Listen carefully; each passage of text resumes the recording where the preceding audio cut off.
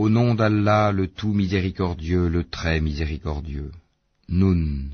Par la plume et ce qu'ils écrivent. Toi, Mohammed, n'es pas, par la grâce de ton Seigneur, un possédé. Et il y aura pour toi, certes, une récompense jamais ininterrompue. Et tu es certes d'une moralité imminente. Tu verras et ils verront qui d'entre vous a perdu la raison.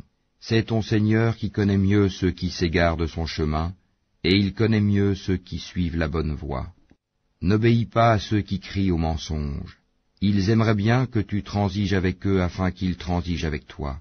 Et n'obéis à aucun grand jureur méprisable, grand diffamateur, grand colporteur de médisance, grand empêcheur du bien, transgresseur, grand pécheur, au cœur dur, et en plus de cela bâtard, même s'il est doté de richesses et de nombreux enfants. Quand nos versets lui sont récités, il dit, des contes d'anciens. Nous le marquerons sur le museau, né.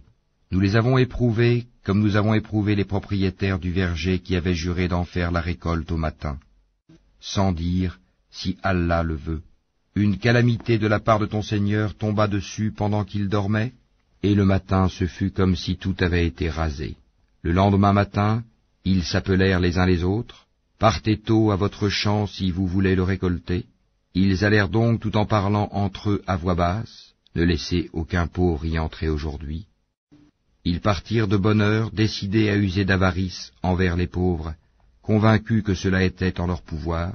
Puis, quand ils le virent, le jardin, ils dirent, vraiment nous avons perdu notre chemin, ou plutôt nous sommes frustrés. Le plus juste d'entre eux dit, ne vous avais-je pas dit si seulement vous avez rendu gloire à Allah? Ils dirent, gloire à notre Seigneur, oui, nous avons été des injustes. Puis ils s'adressèrent les uns aux autres, se faisant des reproches. Ils dirent, malheur à nous, nous avons été des rebelles.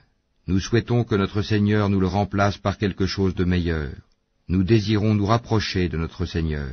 Tel fut le châtiment, et le châtiment de l'au-delà est plus grand encore, si seulement ils savaient. Les pieux auront auprès de leur Seigneur les jardins du délice. Traiterons-nous les soumis à Allah à la manière des criminels? Qu'avez-vous? Comment jugez-vous?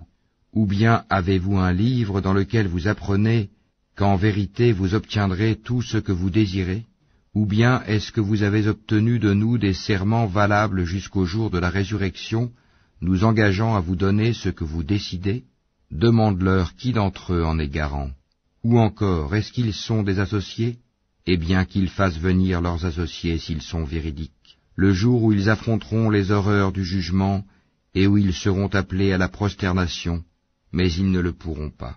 Leurs regards seront abaissés, et l'avilissement les couvrira. Or ils étaient appelés à la prosternation au temps où ils étaient sains et saufs. Laisse-moi donc avec quiconque traite de mensonge ce discours, nous allons les mener graduellement par où ils ne savent pas. Et je leur accorde un délai, car mon stratagème est sûr. Ou bien est-ce que tu leur demandes un salaire, les accablant ainsi d'une lourde dette? Où savent-ils l'inconnaissable? Et c'est de là qu'ils écrivent leurs mensonges. Endure avec patience la sentence de ton Seigneur, et ne sois pas comme l'homme au poisson, Jonas, qui appela Allah dans sa grande angoisse. Si un bienfait de son Seigneur ne l'avait pas atteint, il aurait été rejeté, honni sur une terre déserte. Puis son Seigneur l'élut, et le désigna au nombre des gens de bien. Peu s'en faut que ceux qui mécroient ne te transpercent par leurs regards. Quand ils entendent le Coran, ils disent, il est certes fou, et ce n'est qu'un rappel adressé au monde.